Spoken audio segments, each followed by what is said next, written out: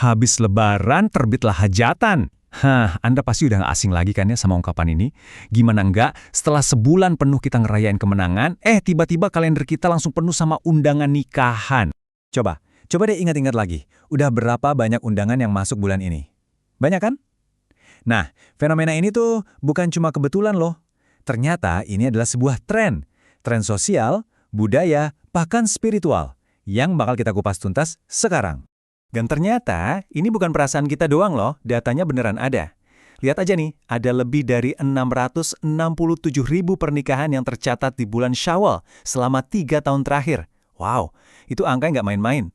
Jadi pertanyaannya, apa sih yang bikin bulan ini jadi primadona buat nikah? Oke, yuk kita bedah satu-satu. Mulai dari lapisan yang paling kelihatan dulu ya, yaitu alasan praktis dan kulturalnya.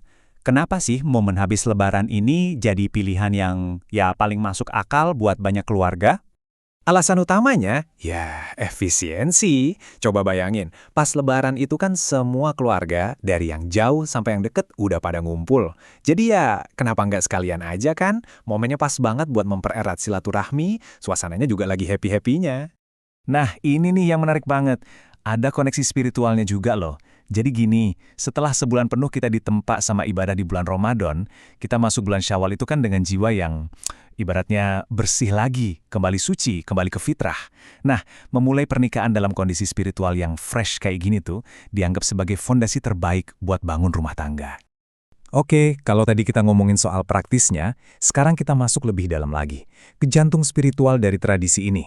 Karena ternyata, ini bukan cuma soal milih waktu yang pas, tapi soal meneladani sebuah contoh yang super penting dalam ajaran Islam.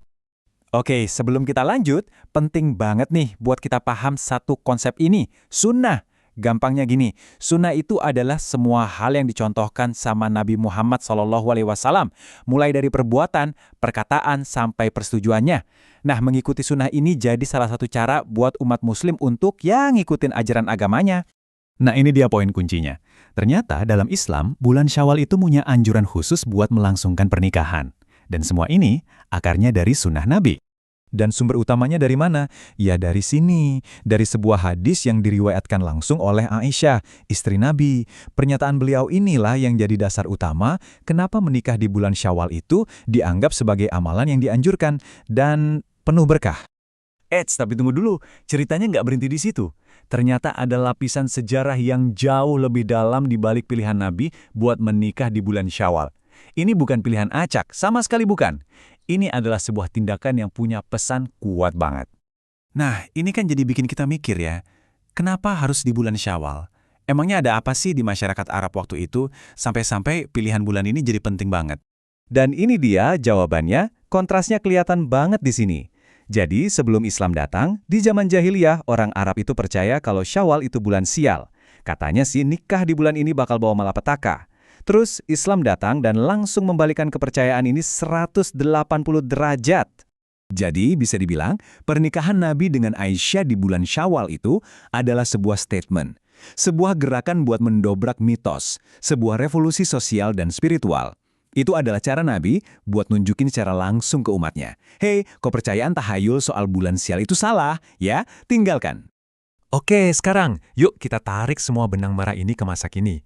Jadi, apa sih artinya semua ini buat pasangan muslim zaman sekarang yang milih buat menikah di bulan Syawal? Jadi, keutamaannya itu benar-benar berlapis-lapis. Ibaratnya dapat paket komplit.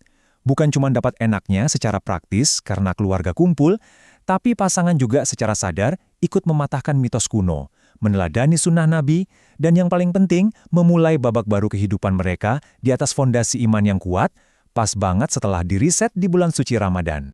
Dan dari kutipan lanjutan dari Aisyah ini, kita bisa ngerasain banget kan rasa bangga dan keberkahan yang beliau rasakan. Ini tuh bukan lagi sekedar soal milih waktu, tapi udah jadi sebuah kehormatan. Menikah di bulan Syawal itu jadi kayak penegasan pernikahanku ini ada di jalan yang benar dan diberkahi. Jadi, intinya begini. Memilih bulan Syawal itu ternyata jauh lebih dalam dari sekedar ikut-ikutan tren atau nyari tanggal cantik. Buat banyak pasangan, ini adalah sebuah langkah spiritual yang strategis.